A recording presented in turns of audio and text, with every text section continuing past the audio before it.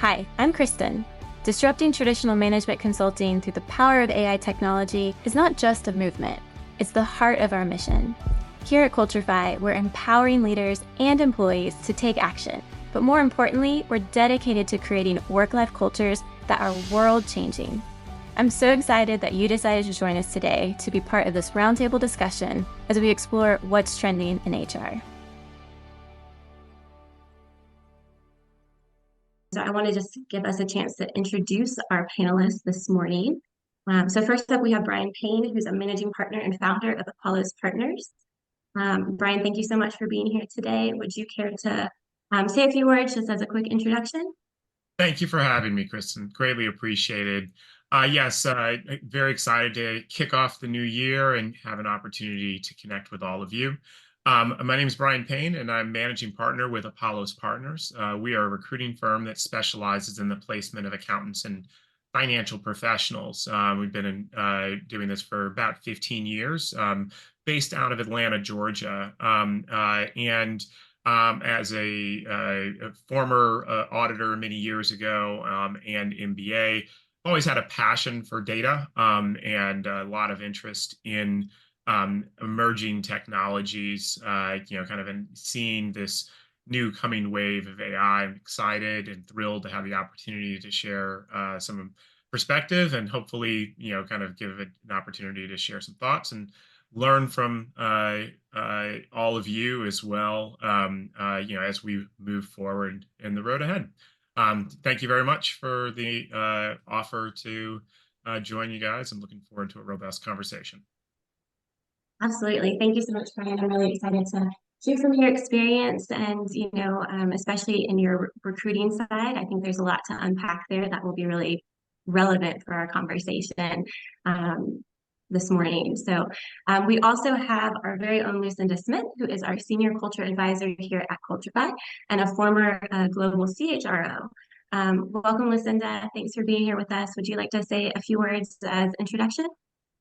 Yeah, good morning, everyone. Hi, Kristen and Brian, remotely. I'm really excited to join you all here today.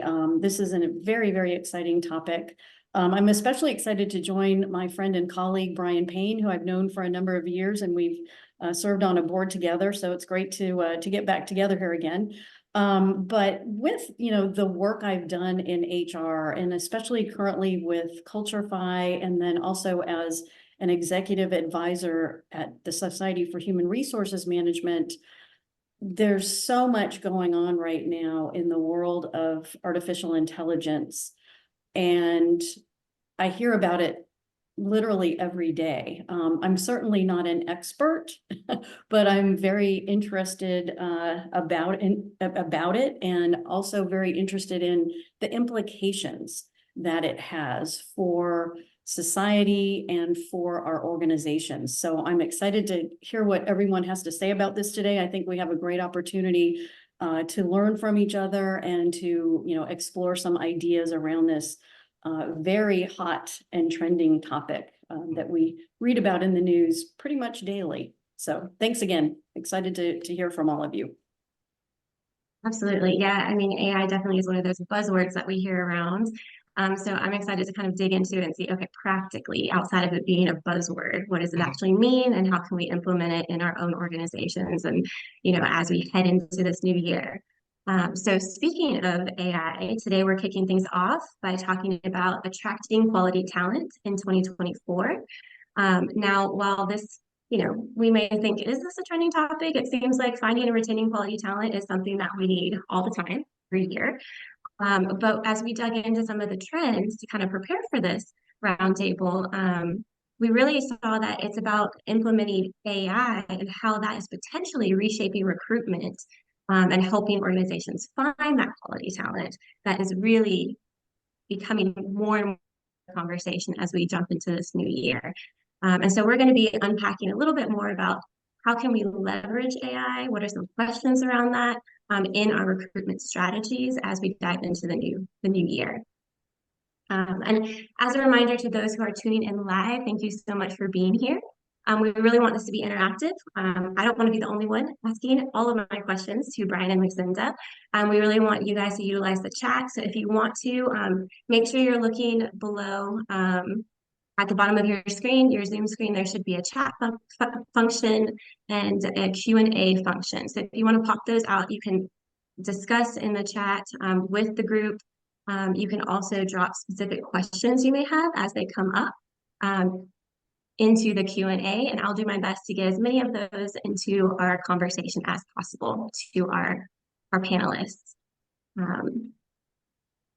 Okay, so to get things started, AI and smart technology seem to be taking over the HR world.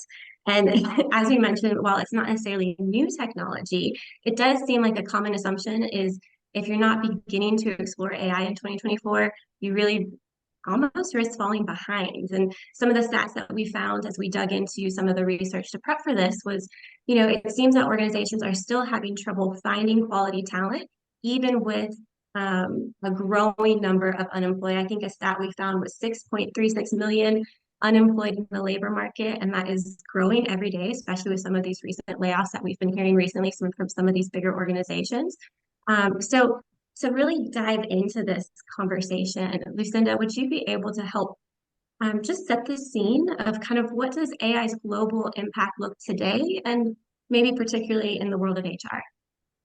Yeah, thanks, Kristen. I think it's, great to kind of set the stage here and talk about what we've been, seeing here lately. It's so interesting because really just a year ago, ChatGPT came on the scene and everybody was like, wow, what is this? And it's gotten a whole lot of attention, that's for sure. And this advancement of AI really has captivated the world. I mean, it's causing excitement, it's causing alarm, and it's really raising a lot of questions about its potential impact on the world and also on the global economy. I think and I'm talking about an article that came out recently from the IMF, as recent as January 14th. They've done a study, and I think it's important to put this in a global context, AI in a global context of things. But the net effect right now of AI, as they're saying in this article, it's difficult to see very clearly. And it's really going to ripple through our economies in many complex ways. Just, the United States government came out a few months ago with, we're working on a plan, and they're going to have this plan by, the fall, which surprise, right? Election time. But there's a lot of activity. And, I was in a session yesterday just on this very similar topic and related to HR. And what's happening though is there's a lot of fear out there too, because we don't know what's going to happen. We don't know all of the impacts. And I think there's a fear that, because this is a global tool, some countries or organizations may not use AI in a good way. But what we're here to talk about today is how HR can use it in a good way. So, but I think with that in mind, what we can say for our government, local organizations, our companies, that we do need to come up with a set of policies to really be safe in how we leverage the potential of AI so that we can, benefit our organizations, but then as the IMF is saying in their article, really to benefit humanity. So we just really need to be careful about this. And, this kind of sets the stage. But AI is reshaping the nature of work. IMF in this article looked at the potential impact of AI on the global labor market.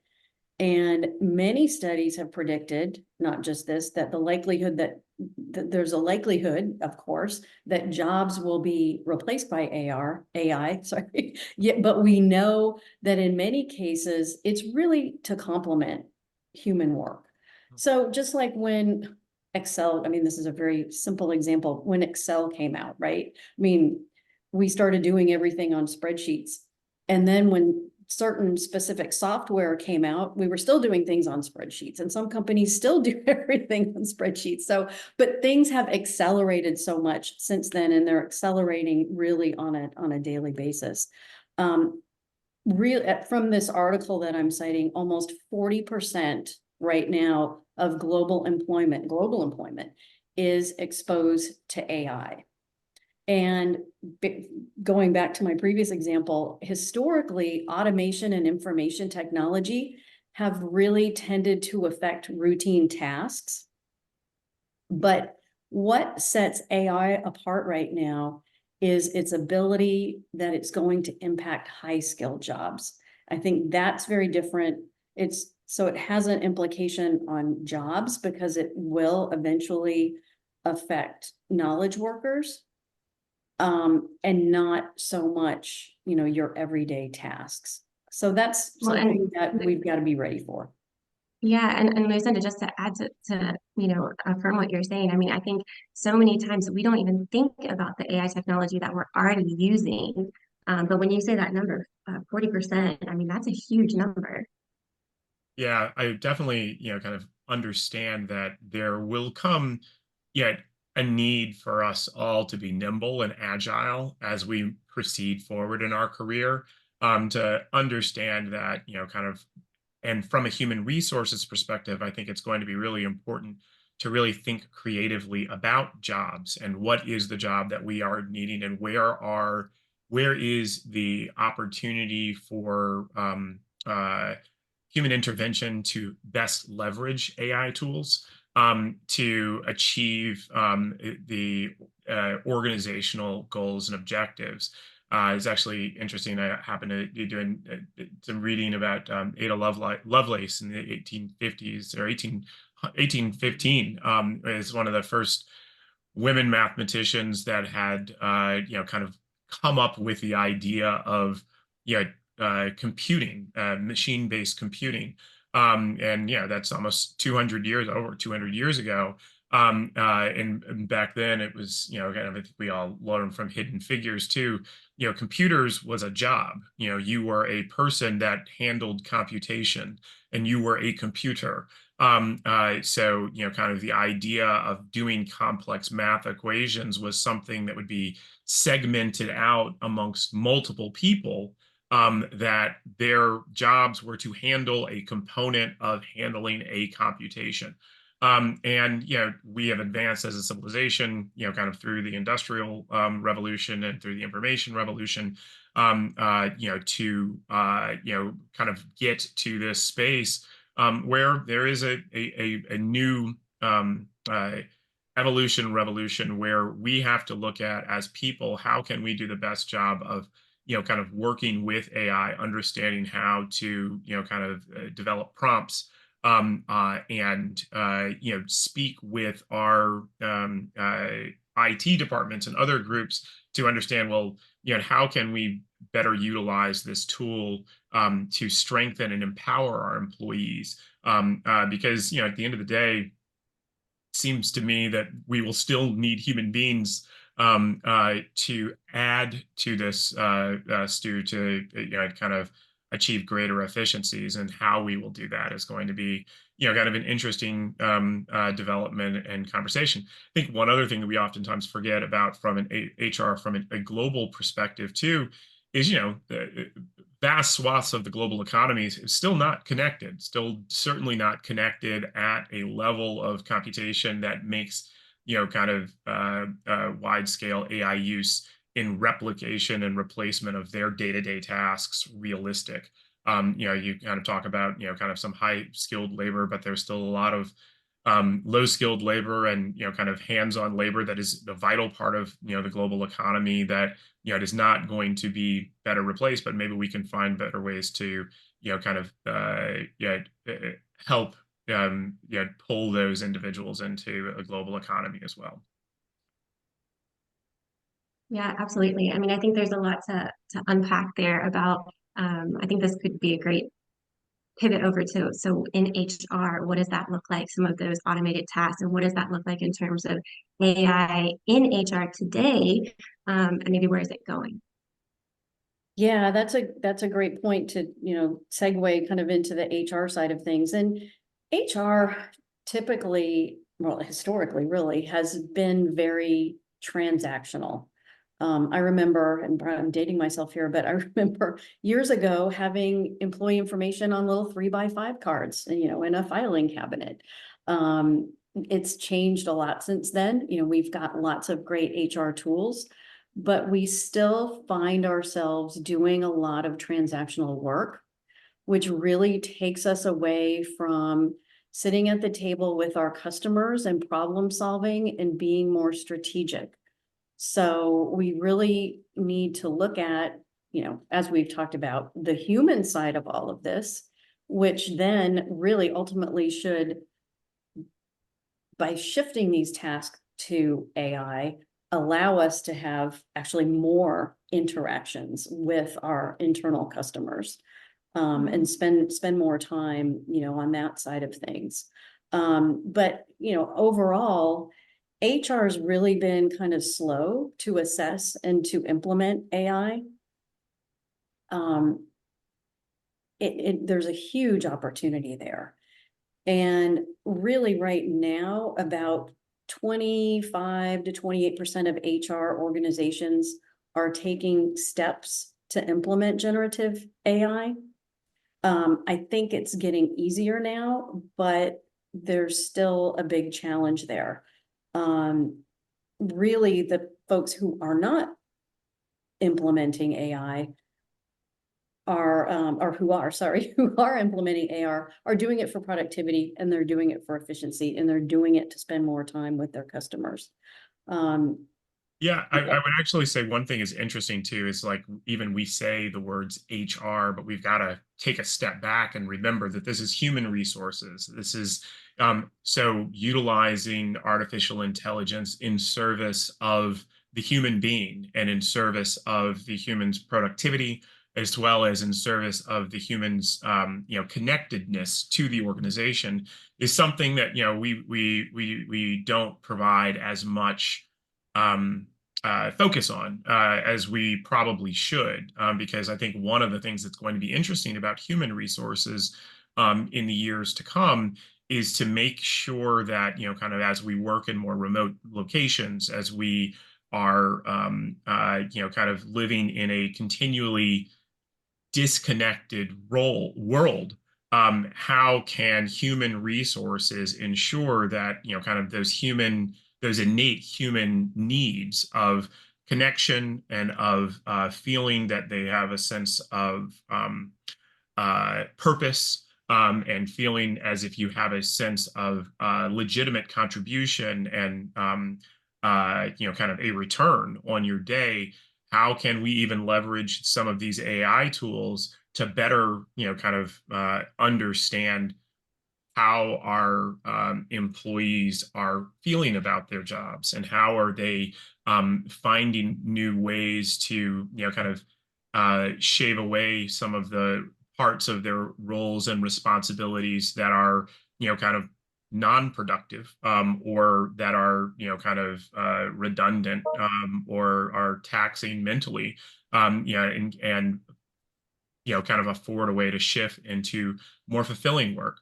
I think that's certainly a component of this that we don't spend enough time really, thinking about it from a human resources perspective.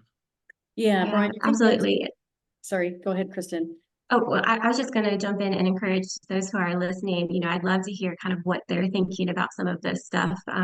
What are the areas that you're seeing you are already leveraging AI for, being better, faster, smarter, more efficient, some of those tasks that Brian mentioned.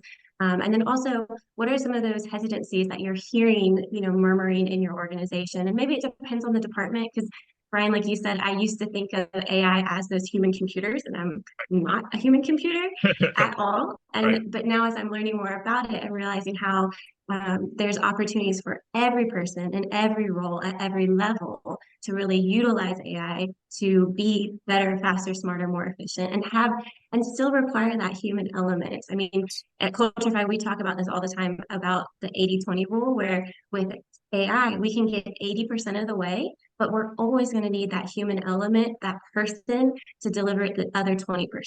And I think that has provided a lot of comfort for me, as I'm not in the tech side building out the AI algorithms, Yes. but learning how to use it and how to, as we talk with our clients, about how they can leverage AI in their organizations. Those are things that we're really, we find are affirming and helping kind of with some of those misconceptions and maybe concerns when it comes to AI. Yeah, let's hear from some of our attendees. And while folks are thinking about some of their comments, I want to also mention, I think in an organization, HR plays a unique role because we're talking about AI for HR, but you also have AI across an entire organization. And it does have implications for jobs. And HR needs to partner with the business to look at what are those implications, how are the jobs going to change, and really work out a strategy and a plan and a communication plan to talk to employees about this. And to, going back to what we said earlier, really humanize this whole approach. Because again, there's a lot of fear here, and HR needs to partner across the organization to really have those conversations and talk about how it's going to be used in the organization. And every company is a little bit different in that respect. But again, we need to demystify this, and we need to really humanize it for our organizations. Agreed. Absolutely. And we did have a comment in the chat that I think is a great kind of segue to another question that I want to kind of throw out at you guys. So we had someone say leveraging AI to quickly create thorough, unbiased job descriptions has been really beneficial. And so I think that's something interesting to unpack about AI's ability to help with some of that bias mitigation, because I mean, we all come with our own conscious, even unconscious bias based on our backgrounds. And so utilizing a technology to help weed out some of that, I think could be really powerful. What do you guys think? Yeah, no, if we wanted to kind of shift into, leveraging AI to, in the hiring process, that is certainly something that we've seen, play out. And I think that it is really important. One of the things that I found very interesting, or I found very interesting, is a lot of the fact that when you write a job description, just asking and leveraging an AI tool like a Chat GPT or Chat GPT-4 to review the position description, to try to identify biased language. We see that oftentimes that language may be biased towards a male applicant, or even looking at how are we reviewing the resumes and how are we using those AI tools to help us cull through resumes. You also can have intrinsic bias. To my understanding, the state of New York has already come out and worked to institute some guidelines to kind of develop some regulations around AI reviews to account for and to contemplate and to think about bias, and working with your IT teams and working with other, because I think a lot of people have some AI tools that they'll buy off the shelf, and then other AI tools that will be built in-house. And how does kind of your IT compliance organization work to ensure that kind of as we are either building tools or leveraging tools, that we are going to be leveraging tools as well that don't have intrinsic bias.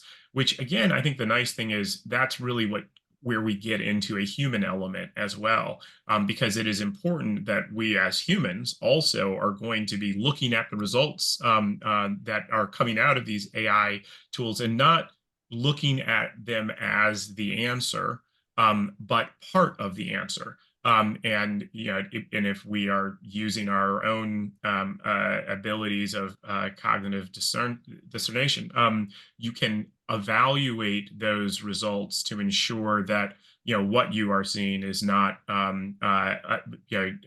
needlessly biased in one way or the other.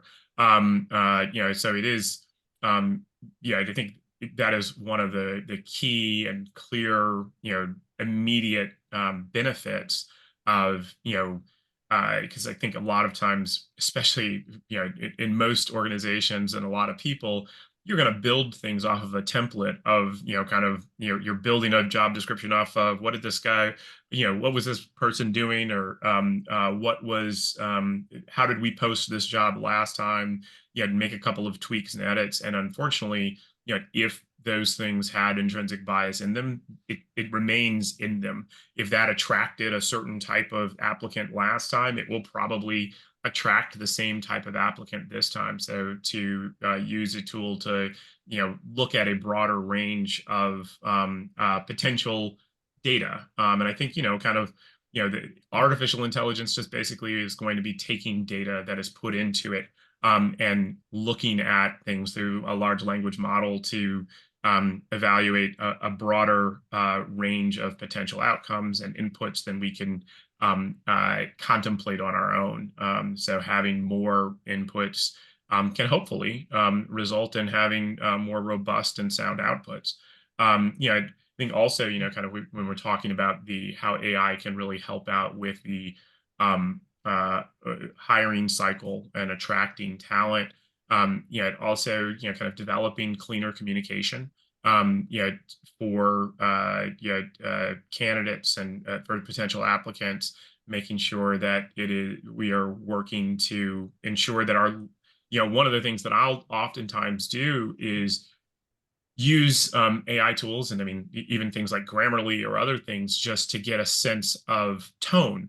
Because it's actually very interesting. My wife and I will oftentimes, she may review an email that I'm writing, or she'll get hung up about an email that she is writing, and she'll be worried about the tone. And sometimes, tone is kind of in the eyes of the beholder and the reader a lot of times, and we can get hung up on trying to figure out, can we perfect it? I think a nice thing is to look at, just to ask, hey, what is the tone that you are receiving from this correspondence to ChatGPT? It at least gives you a bit more sense of, hey, this is condescending, or this is confrontational, or this is collaborative, or this is positive.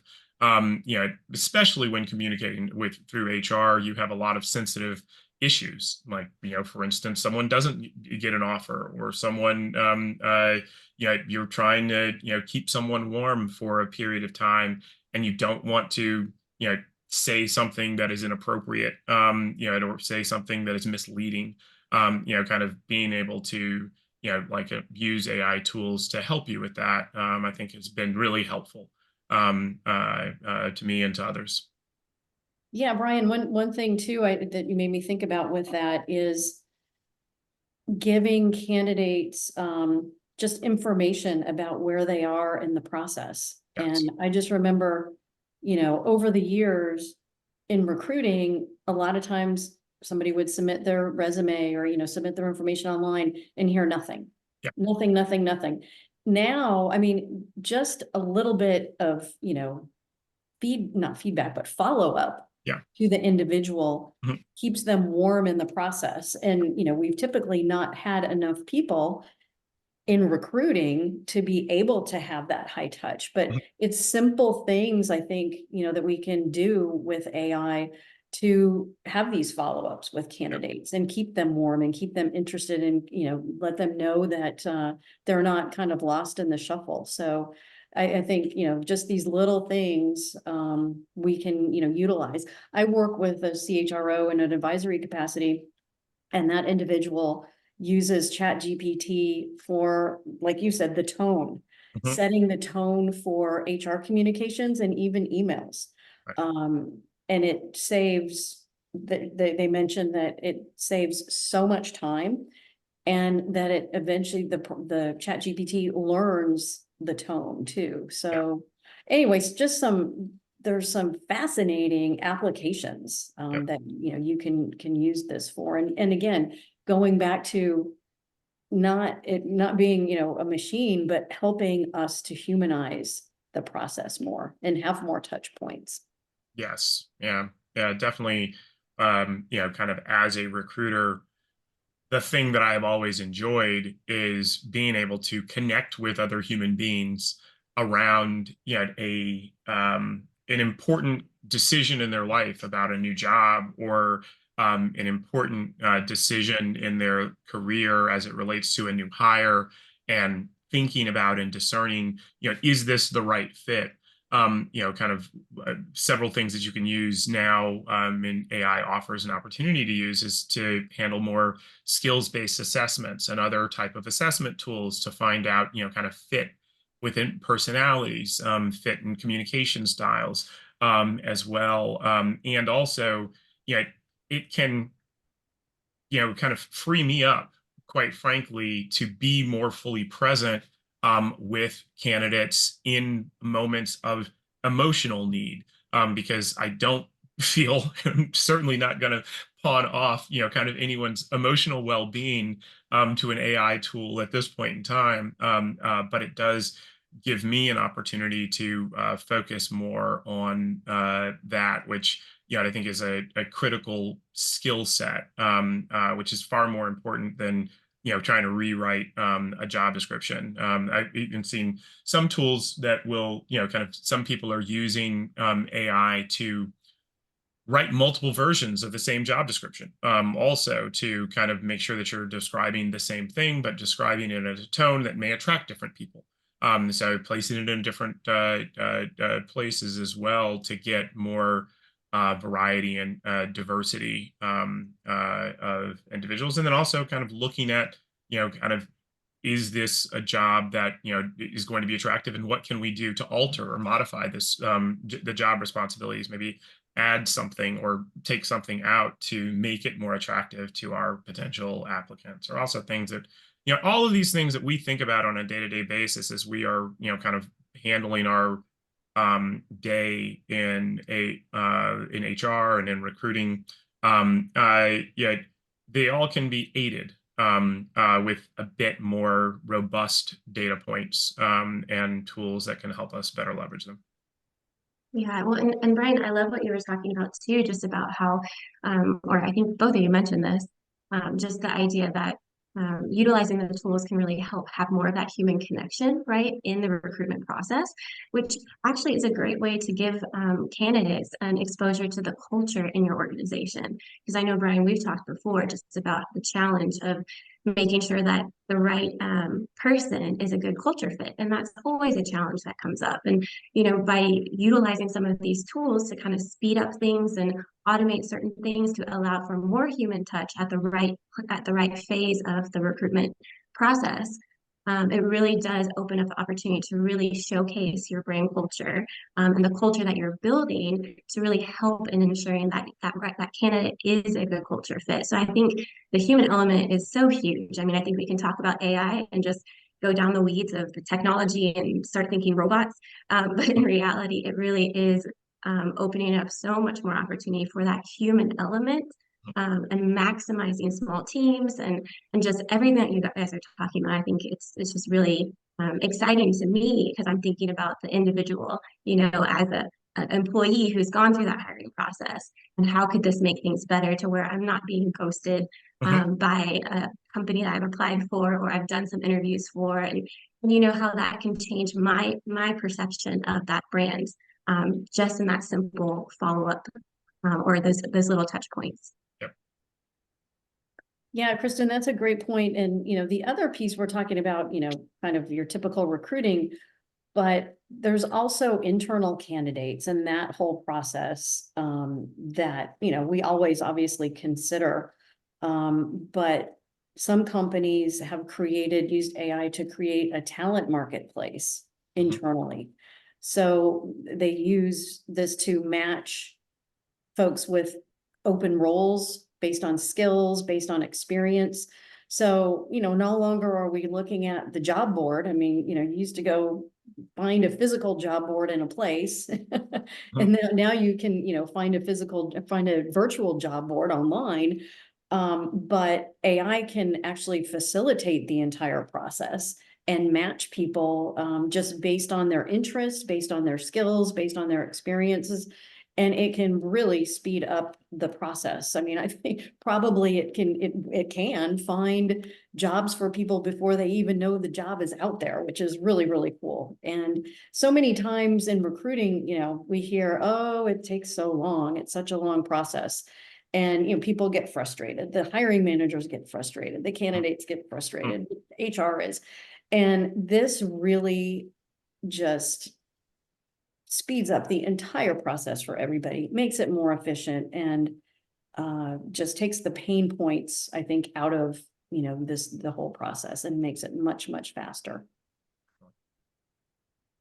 Awesome. Yeah, absolutely. I think that's one of the things that kind of excites me. And when we talk to clients, that idea, because it feels, and correct me if I'm wrong, you guys are with your experience, but it feels like organizations are now embracing more of the holistic person. Yeah. So really able to kind of say, well, what are your interests? What are your hobbies? What are your other skill sets that may fall outside of your 9 to 5 job? And to your point, Lucinda, the AI technology can now help not only recommend jobs internally to that employee, but also to managers and leaders, and put people on their radar who, if they're in one type of career path, but they have this other skill set that's not being leveraged, maybe they would have more purpose and belonging, Brian, as you mentioned, by leaning into and beginning to build a career in that direction. But they've never thought about it because this is what I've always done. This is kind of the safe bet. But now, because of AI technology, both leaders can kind of say, hey, let's talk to me more about this that I know you're interested in. I know you're doing this on the side. Like, what does that look like? Let's get you into some courses. Let's get you connected with some mentors. If that's something that you want to pursue. And the same with the employee side. I can go to my manager and say, I actually have this skill set, but I know it's a different career direction. What does that look like? So, have you guys seen that kind of taking shape? Is that some of how you are talking about the marketplace, Lucinda, Brian, that you guys are mentioning?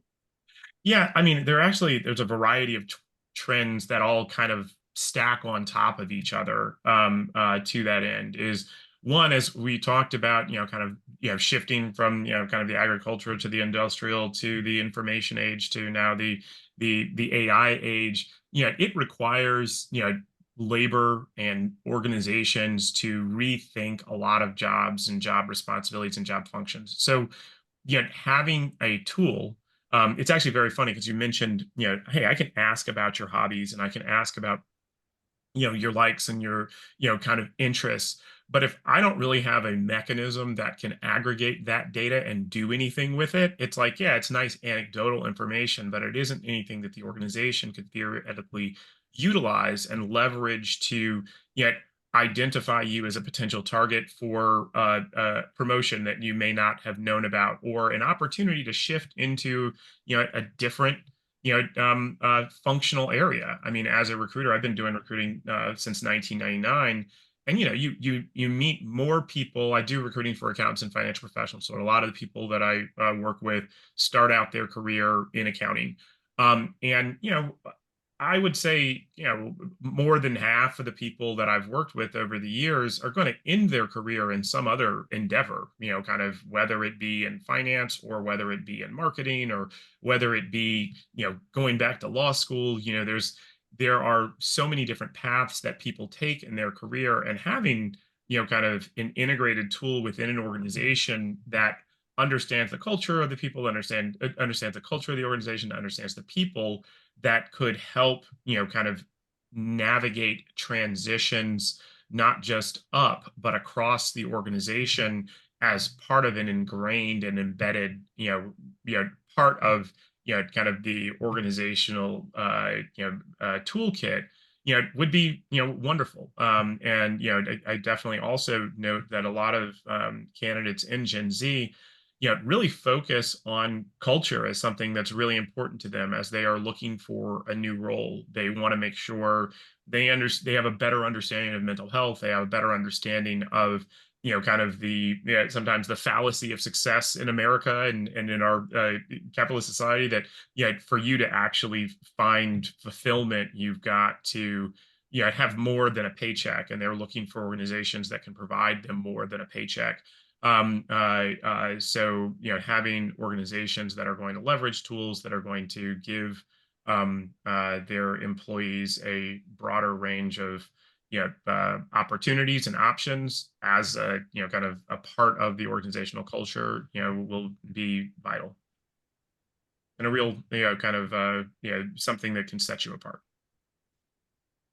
Yeah, absolutely. That finding real purpose in our work is more and more. It's more than just a paycheck, right? We want to know that we're actually utilizing our unique interest and their skill sets and moving the needle in meaningful ways. And I think that's going to be more and more important. And, we talked a little bit, I think, about the marketplace idea with expanding the broader skill set, right?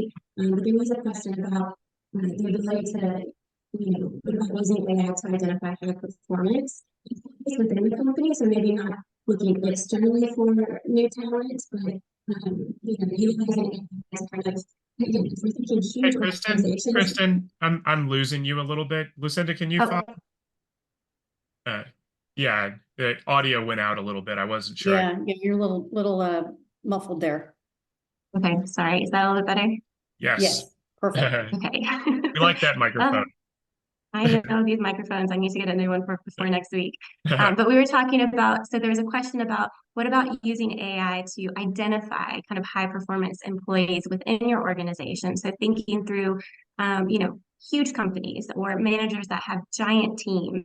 It's unrealistic for a senior manager to know the ins and outs of every single performer in their organization. So is there ability for AI technology to really come alongside and help uh, highlight some of those high performing individuals in an organization? Yeah, I think the short answer is yes, absolutely. And I say, in practice anyway, internally, you should always be looking for your top talent. Doing that, internally first before you're going out to post jobs and look for external applicants. But yes, AI can identify hypo employees within the company. I'm a lot of HR systems right now can do that, but AI can help automate that. Looking for, I think, Kristen, you mentioned this before, and I think I touched on it, where you're looking for, skills and experiences and performance. Perhaps a company is using a 9-box grid and you can automate that information and again, get information about your internal applicants before they even know that the job is available. Yeah. And approach someone and say, hey, we've got a developmental opportunity here. We see that you have this experience. We see that, you've got these skills and, you'd be a great potential candidate. Are you interested? I mean, gosh, what do you think about our traditional ways of people raising their hands and instead the company goes out and says, yes, we're interested in you for this job. What a human touch that has, but again, using data to get us there faster.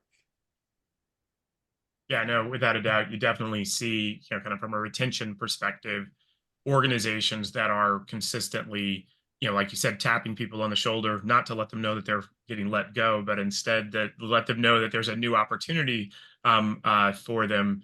Yet not from, and again, I think it's even good.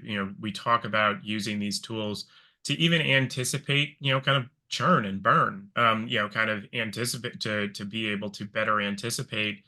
I think there's as a recruiter, you realize there's this thing that happens in a lot of organizations, most organizations, where there are certain types of managers that are just happy that they have someone in the seat beneath them that's doing the job well. And once that person is doing the job well, that kind of seals their fate. So the better that they do, the more stuck they are in that role because people don't want them to leave. I think as an organization, if you can look at all of your people and seek out and identify those people to offer aid, to kind of help them, explore new things. You don't want your best people to constantly be leaving because they feel stuck and trapped in a role, and you don't want your managers to get into a habit of thinking that they are going to be rewarded if they have people beneath them that kind of they're not kind of freeing up because the person's doing a good job and the train's running on time, so why mess with the schedule? And I think that it is going to be helpful to have external tools, database tools that HR or someone else can go to a manager and or go to that individual and think more holistically about the fulfillment of their employees as a whole, opposed to, right now it's kind of like you said, HR gets involved when somebody raises their hand and they have gotten to the point where they're frustrated and fed up and they feel like they need to reach out, and say they need a change. It would be a wonderful world if HR was in a more proactive stance, where it would be their role to come and look out for people and to help them, kind of consider what other new opportunities there are ahead of them within that organization. Yeah, absolutely. And I think to your point, Brian, I mean, AI's ability to really digest big data, huge Mhm. amounts of data in real time can help with those trends. You can identify when things are changing in the organization, be able to adapt and make changes in real time, and just make a strategy and be more proactive instead of reactive. So I think that's also, to your point, one of the big advantages of AI technology in the recruitment space, because you can just know what's happening and be able to be ahead of the game rather than playing catch up. Yep. Well, and there's another question in our Q&A that I want to make sure I get to. And Brian, this might be for you, but I'll throw it out to both of you guys. What are some of the latest trends you're seeing in the job market, particularly among job seekers? And then there's a part two to that, but maybe we'll kick it off with that. Yeah, I mean, like I had mentioned before, one of the main trends that we see, especially with Gen Z, is employees that are, looking for more from a company than just paycheck. People that are looking for cultural fit, people that are looking for investments in, diversity initiatives, and making sure that they've got diversity of thought, and diversity of all an inclusive environment that is welcoming to all is something that is something that we see a lot of interest in. You're also looking for people that one of the things that we are seeing is people are looking for that opportunity to see a path forward, and organizations that will give them a chance to advance and grow with that organization. I think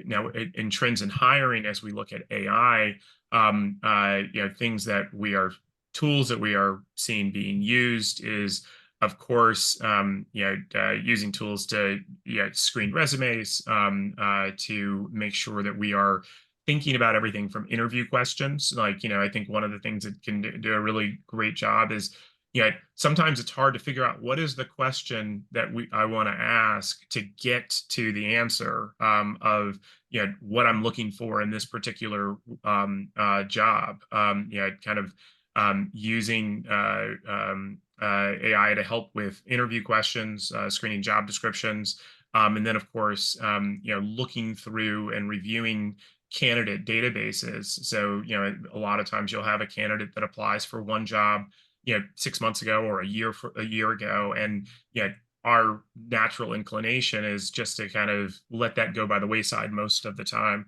But being able to look at that kind of larger data set, to be able to find talent that may be hidden kind of in your own files, is something that's been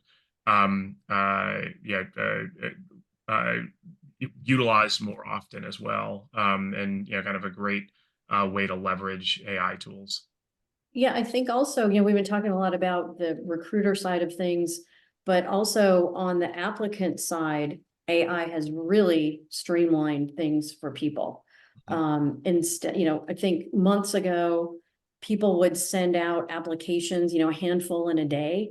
Mhm. Now, it's doubled for people. I mean, people are being able to send out 10 and 15 applications. It used to take 30 minutes. Now it takes them 10 minutes, Mhm. using some of these online tools. They can create resumes, specific resumes, cover letters, videos. So it's on both sides now too. And I think that gets to a little bit of the question, because it's on the recruiter side and it's on the applicant or the candidate side too. So it's facilitating the process for everybody for sure. Yeah, absolutely. Well, we're quickly running out of time, so I want to jump to this last question in the Q&A. So this one's talking more about data security. And we can obviously dig into this on another topic in more detail if this is something that our attendees would really love for us to go in a deep dive on. But obviously, security is a concern, right, with all the data that's being put into AI platforms. And while we know that AI can help with efficiency, we still have to be smart about how we use it, especially using some of these open source platforms like ChatGPT. So how can organizations ensure data privacy? What does that look like? What have you been hearing, or what are some questions that you are hearing other people maybe throw out there when it comes to the security aspect? Because we know with data, with AI, there's always going to be how secure is this? That is a great question. And, data privacy and data security has always been on my mind, especially when IT reported to me for a number of years, and it does keep you up at night. But number one, yes, partner with your IT department and partner with your law department. But a few things that I've run across is just obtaining consent from candidates and maintaining a level of transparency about how their data will be used. Collect just the data that's essential for the hiring process, ensuring that there's privacy, across your AI tools and reduce any potential risks. And again, IT is your friend, the legal department, they're your friends. You guys have to partner together. But then I think also encryption. So these are just three. I know that there are more, but we don't have a ton of time. But using encryption techniques to prevent unauthorized access into your AI recruiting platform, and then keeping sensitive candidate recruitment data, safe. And there are a number of tools to do that. And, that's something that we work on at Culturefy too, to make sure that we've got, the appropriate privacy and the data is secure for our clients and, for candidates who might use the tools. Yeah, I think that that is obviously a huge hot button issue, and just cybersecurity in general. And then when you combine it with, yeah, accessing, providing access to your data by some of these AI tools is something that a lot of companies are, increasingly concerned about. I think Salesforce has a ad out, basically, kind of saying that it's the new gold rush and data is the gold, and that is, very true. So there is a heavy incentive for incursion into large data sets, and trying to make sure that your employee base understands, kind of how to safely access these tools is an important thing. And I think increasingly, I would certainly say this year that we may not see as many HR departments, kind of taking steps to get into generative AI. I certainly do see more IT audit, functions and compliance groups coming out with more robust instructions and guardrails, because obviously that is a huge concern. But I think it's important if you have an IT audit group or if you have a cybersecurity group, that as human resources professionals, as you're looking to integrate and better use both external tools as well as developing your own internal tools, make sure that kind of the data sets that you're accessing are safe and secure, and that kind of everything that you're doing is in compliance with your corporate standards. Absolutely. And we had a great comment in the chat as well of continuing following security protocols that you may already be aware of internally, not sharing sensitive information like with emails and things like that. And I think with anything like AI, there's an element of kind of educating, right? Our teams and our people, especially those who may not be as familiar with it, about kind of some basic do's and don'ts and ways to make data sets more anonymous. So then you can utilize the AI technology to analyze the data, but you're protecting that private information, that personalized information.